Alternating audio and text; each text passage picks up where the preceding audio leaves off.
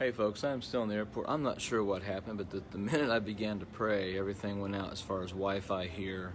I'm in an airport, and Wi-Fi should be decent, so sorry about that. But we're just going to pick up right where we left. Once again, the Word tells us to, whoever desires to love life, see good days, and keep his tongue from evil, his lips from speaking deceit. So once again, I apologize for what happened. I cannot get back on StreamYard at all here in the airport. So I'm not sure what happened, but we're just going to pray.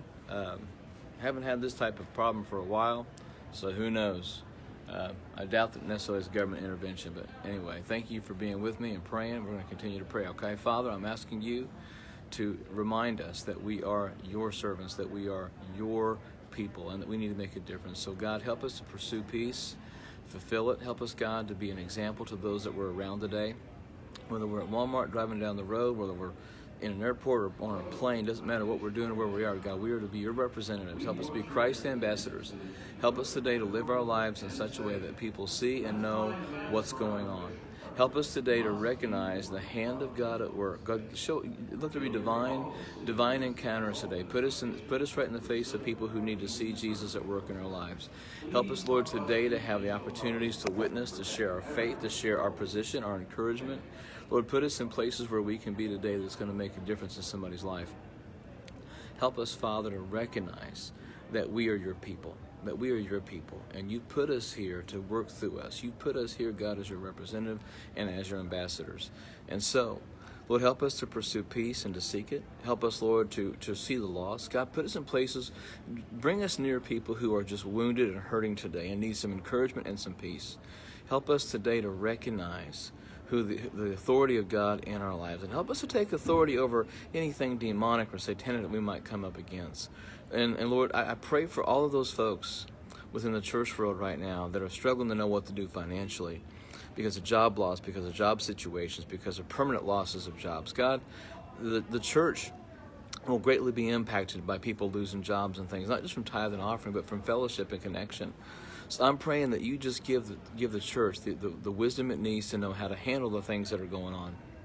Lord, people that are about to lose their homes, people who are about to be kicked out. God, I pray the church can step up and help, that we can be what we need to be as an example to those around us. Help us, Lord, to always be the light and salt you need us to be.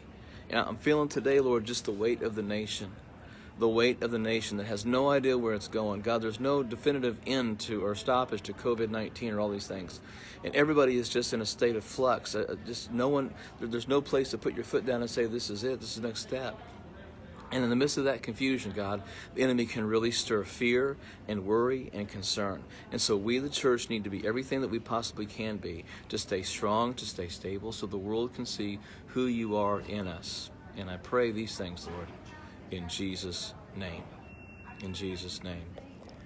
Because once again, I'm not for sure what happened the minute I start to pray, boom, Wi-Fi goes out here.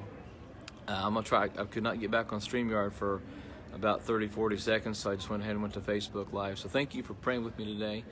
Do be praying for the nation, because, as I mentioned earlier, there's about $70 billion in back rent, back utilities, back mortgages, $70 billion.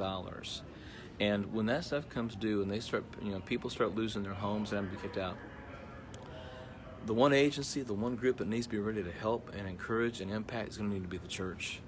And there's coming a time, folks, when the only thing you're going to have to lean on, trust in, and stand on is Jesus. So make sure your relationship with the Lord is where it needs to be so that you can stand. When you've done everything you can do and all you can do is stand, make sure you're there and you can do that, because that's what's important. One of my favorite verses in the Bible is Nahum 1:7. And it's something I stand on so much. And it says this: the Lord is good, a stronghold in the day of trouble, and he knows those that trust in him. He knows those that trust in him. So keep trusting, keep seeking his face, keep serving, keep living your life for Jesus. There's going to be opposition, there's going to be chaos, there's just going to be full-blown persecution towards us. I believe that, I see that, I know that, and the word says it's coming too. So just get yourself ready and prepared for it, and brace yourself, because a lot of things are happening right now that we've been bracing for months, we've been praying for months, and God's going to get us through. And realize this, Daniel still went into the lion's den. Shadrach, Meshach, and Abednego still went into the fiery furnace. They went into those things, trusting God. Even the three Hebrew children, they said, "O King, we're not going to bow." And even if God doesn't protect us, even if God doesn't, we're still not going to bow. So keep your hand in the Lord's hands. Keep following Him, all right? Once again, I apologize for the issue that happened this morning. I'm not sure what happened. I'm in an airport, and you would figure Wi-Fi would be strong here, but nonetheless. But God bless. Thanks for praying. Pray for me for this week as well, and keep holding the wall with me. That's our job. That's our role. That's our responsibility. It's our mandate. So God bless, folks. Have a great day.